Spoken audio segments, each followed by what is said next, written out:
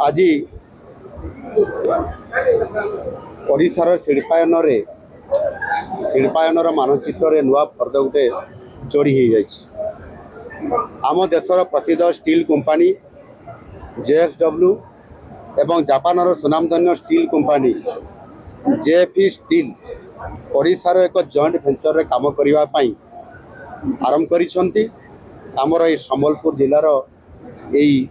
आमर रेंगाली रे ये जॉइंट वेंचर ये रेंगाली रे एक इलेक्ट्रिकल स्टील सामान एठी प्रस्तुत करिवे। सेथिरे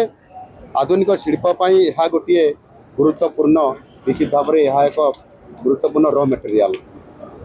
इलेक्ट्रिकल व्हीकल एवं मॉडर्न पावर सिस्टम रे एठी जो स्टील प्रोडक्शन हम एथिरे संपूर्ण भाव में ये JSW कंपनी नेतृत्व में आगामी दिन में जो 10 मिलियन टन कैपेसिटी रो जो स्टील प्लांट बनवाई जाऊँगी से समुदाय 15 मिलियन टन ये 15 मिलियन टन बृहत शिल्प ये प्रतिष्ठा जाऊँगी जो थी कि आपंकर 61,000 कोटी टंका ये इन्वेस्टमेंट होउछि एवं एथिरे पाखापाखि 16,000 रु अधिक आहरी नियुक्तिर गोटे बड़ अपॉर्चुनिटी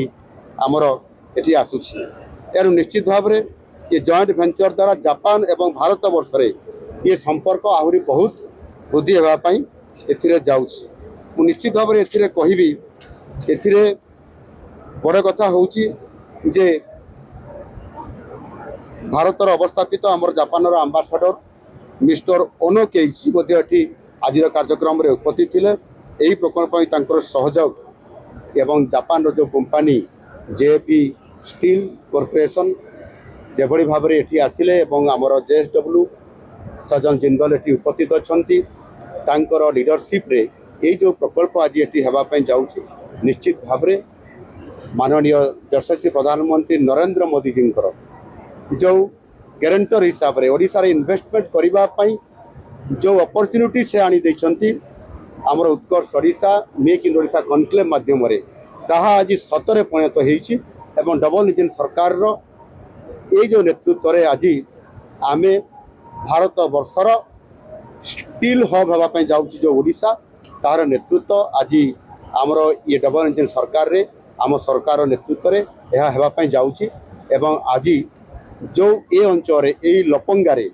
आपंकर यही रेंगाली अंचल जो आज ये JSW नेतृत्व जो प्रकल्प अभिवृद्धि संप्रसारण होती द्वारा निश्चित भाव में आम ओडिशार अर्थनैतिक दृष्टिकोण आम निश्चित भाव में समृद्ध ओडिशा बनइबार स्वप्न को साकार कर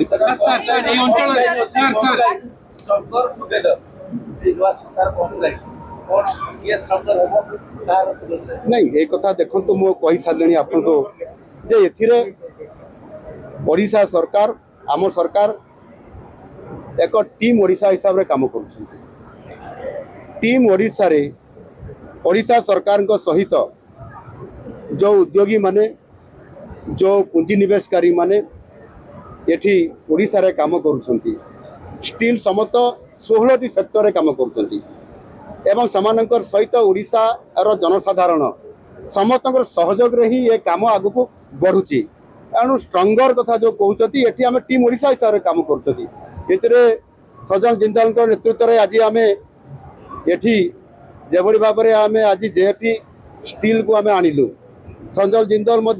नेतृत्व नौते ये आम पोस्को को इंडिया को आणिलु एवं पोस्को इंडिया को आसिले ओडिशा को आसिले एवं ये जो काम आज आम करके देखलु ये निश्चित भाव टीम ओडिशार ही काम आम समस्तंकर ए नेतृत्व में माननीय आमर लीडर होउचंती यशस्वी प्रधानमंत्री नरेंद्र मोदी जी तांको नेतृत्व में काम करबा तारु हम आगु को बढ़ी पारु। Thank you.